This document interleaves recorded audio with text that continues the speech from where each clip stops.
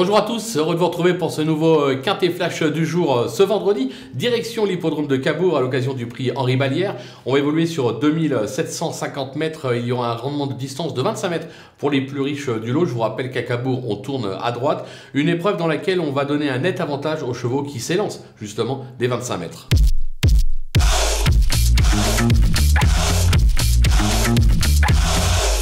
Allez, on attaque avec nos bases avec le numéro 11, Ghostbuster, un véritable métronome qui compte déjà 4 succès sur cette piste. Il sera déféré des antérieurs comme lors de son dernier succès sur ce même parcours et associé à Johan Le Bourgeois, on fonce. Le numéro 13, Falcao du Douai, il vient de s'illustrer à ce niveau et sur ce parcours tout en se montrant fautif dans le dernier tournant. Sans ça, il aurait probablement joué la gagne. Justement, cette fois-ci, sage, il peut espérer l'emporter. Le numéro 3, Goéland Gemma, qui vient de se changer les idées, ferré sur l'herbe. Il excelle sur les tracés corde à droite et possède de la tenue. En tête, il peut lui aussi jouer un podium. On a au papier 3 bonnes bases. D'ailleurs, je serais vous, j'irai les tenter en The 2 sur 4 sur The Turf avec des petits rapports qui pourraient pimenter vos vacances, comme on dit. Les opposants avec l'As, Goldorak, ces deux dernières sorties attestent sa forme actuelle à Cabourg. C'est 2 accessites pour 2 disqualifications, donc mi-figue, mi-raisin. Maintenant, il est bien engagé, son entourage est très confiant. Attention à sa candidature. Le numéro 10, Forever JL, cet excellent droitier vient de se classer 5e de la course référence. C'était une petite rentrée. Il reste assez délicat en compétition, certes, mais possède quelques moyens.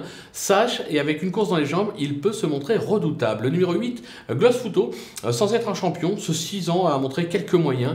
Il est surtout idéalement engagé à 200 € du recul. Autant dire que c'est une course visée. Il tourne bien à droite. Il ne faudrait pas le négliger. Le coup de poker, ce sera le numéro 6, Général Bravo, alors qui reste sur 3 échecs à un niveau moindre. Vous allez me dire pourquoi on le prend. Pourquoi? Tout simplement parce qu'il s'est déjà illustré sur cette piste. Il sera surtout D4, ce qui ne lui est plus arrivé depuis l'été dernier, et une 3e place sur ce parcours. Voilà, c'est un cheval qui fait de temps en temps un petit coup.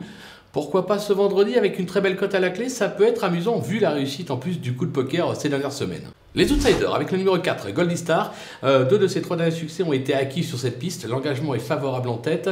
Maintenant, elle est un petit peu moins tranchante ces derniers temps. C'est pour ça que je l'ai un petit peu descendu. Au départ, je l'avais gardée très haut. Elle faisait partie de mes favorites, mais son entourage, c'est pas trop où la situer. Et il dit elle est un peu moins bien que la saison dernière. Maintenant, en valeur intrinsèque, on la garde, bien évidemment. Le numéro 5, Amba du Vivier, cette trotteuse espagnole est irréprochable actuellement. Elle reste sur une 3e place à la Capelle. Maintenant, je la préfère nettement corde à gauche. Raison pour laquelle je l'ai mis plus bas dans ma sélection. Et enfin le numéro 7, Fatal Gwen, qui ne s'est pas montré transcendant ces derniers temps. Il affiche un bilan mitigé sur cette piste avec 4 accessites pour autant d'échecs.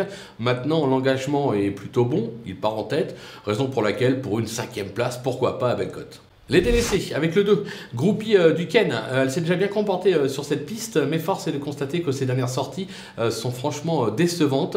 Alors c'est une affaire d'impression, certains vont la garder, d'autres l'écarteront.